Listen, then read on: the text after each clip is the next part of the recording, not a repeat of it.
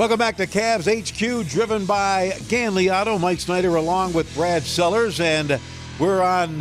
We're really, actually, Brad. We're not really the host here. Our guest actually is hosting us. We're in his studio. We're just sponging. Yeah, we are. We're at the the palatial Fox Sports Studios, where Campy Russell does his show before and after every Cavaliers game. Campy, we welcome you to Cavs HQ, and thank you for having us here tonight. No, I'm not going to let you guys welcome me. I'm going to welcome you guys. This is our building. You know, well, thank you. This is where we do our thing at Jeff and I and Fox Sports. So, you know, I'll welcome you guys. Brad, welcome. Well, thank you, Campy. Michael, welcome. Thank you, Campy. Appreciate it very much. Yes. We appreciate you and Jeff including us here. And, well, this is very nice. Yes. It really is. You know, this has just been a dream come true, you know, for Fox to really be in his own building and, more importantly, to have their own facility and then to be downtown Cleveland. That is huge.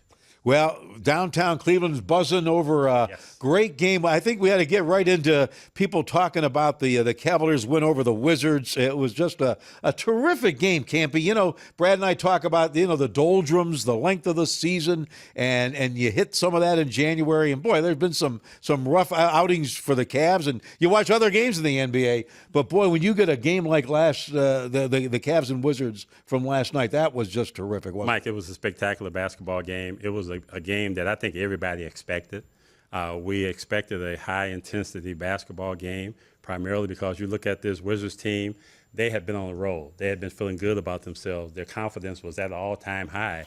And from the Cavaliers standpoint, the Cavaliers wanted to go in there and send a message to those guys to say, hey, yes, you guys are playing really good basketball at this particular time. Yes, you have won 17 games at home, but we're going to show you something because we are the world's champs.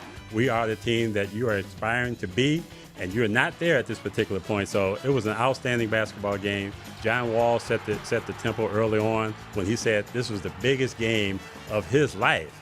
And to me, that set the tone for this Cavalier team to understand that they needed to go in there and smack those guys around a little bit and let them understand that, hey, we are the world champs. We're the team to beat. Well, Campy, the one thing that I did see last night was the response to the ball club. With the energy being in the building, and you and I have played in D.C. and Landover, Maryland, many nights. Yep. I would just say that it seemed to be very electric in the nation's capital last night, and it's a rarity for those, you know, because there used to be games we would go down to the Cap Center with nobody down at the Cap Center. That's true. And so it was good to see that type of response. And the other thing I would say is that the response of the players to the atmosphere, you had contributions from everybody. So that means everybody was mentally, Mike was mentally in tune with what was going on last night, the game plan, coaches on down. Well, Brad, as I said before, I thought that both teams was ready for this. They were primed for it because the last time that this Wizards team had lost was to the Cavaliers back in November. So particularly at home, I'll say. So the stage was set for it to be an electric basketball game, as you just talked about, because, again, a lot of things was on the line. Their confidence, meaning the Wizards' confidence, was on the line. And the Cavaliers, again, they just felt like all we need to do is go in here and play our style of play, which is to push the pace. And I thought LeBron James set the pace early on in terms of how aggressive he was, particularly getting us off to a good start and coming up with almost 10 assists at halftime. I mean, he was just on a roll, and he understood the moment. And you look at the entire team. When LeBron went down, our team really picked up from there, particularly Kyrie Irving as well as Kevin Love. So it was just a spectacular game played by the Cavaliers. But my only concern about this, of all the stuff that's going on here, is that we have to get better, I believe, defensively. Well, I agree with you because down the stretch, we got key stops, but, you know, we got to get that on a consistent night. Yes. And if you're getting minutes in the game, defensively is where we need you at. You know, it was good to see Kyle Korver get in at the end. We got to get him a little bit tighter defensively. But the guys' focus on all the five guys down the stretch, especially in overtime, was trying to get stops.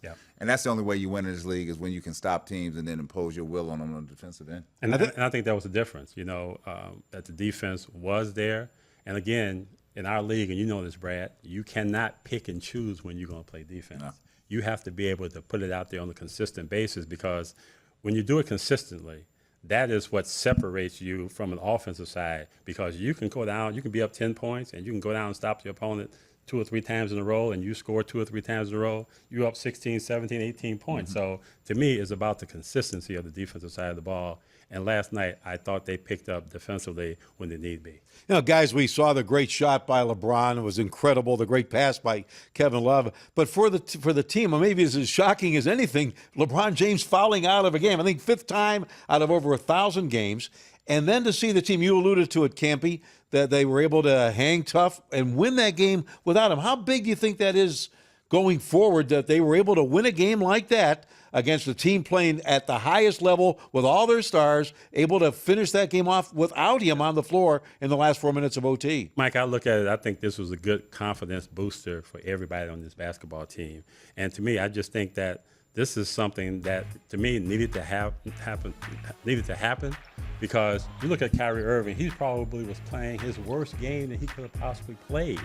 But fourth quarter comes, the overtime comes, and then Kyrie goes to another level. All of a sudden, he makes a couple of free throws. He would get those down, then all of a sudden he started making shots all over the building, whether it was on the baseline. And to me, this is his favorite shot right here in the world. If I get you in this area right here, it's an automatic basket. And Kyrie, to me, has it down. He truly understands what he needs to do when the game is on the line. And and you know this, Brad, in our league, you have to have some areas on the court that you say, if I get this defender to this area right here, he's mine. It's over. He's mine. And Kyrie has gotten to that point now where he has 3 or 4, maybe even 5 spots on the court that if I get you on any of these 5 spots, the game is over. You can call the Undertaker because he's going to put you under. So let me ask you, why is it not anybody in this league has yet to figure out that the foul line extended to the right side of the key is his little walk down spot? Yes. On both sides. on both sides of the court. You know, and again, everybody may know it, but Kyrie has this ability to get you where he wants to get you. You know, a lot of times defense thinks that they can dictate to the offense. Right. Kyrie is so good offensively that he dictates to the defense. I'm going to put you where I want you to be, and I'm going to get over here where I know I need to be. And once I get there, it's over, my friend. It is over. Well, I'll tell you, in overtime in his career, the stat that is so eye-popping, 43 of 44 at the line in overtime. That's his time. And you're right, Campy. A lot of guys can't really turn on a good game late when they've struggled, but he has that ability to do that, doesn't he? Well, he has a clear understanding of his own game. You know, and we're talking about a young guy. We're not talking about a 12, 13, 14-year veteran. We're talking about a young guy who clearly understands his game, and he clearly understands those moments. And really, he lived for those kind of situations to crop up because he know he will respond every single time because of his great confidence that he has in his game.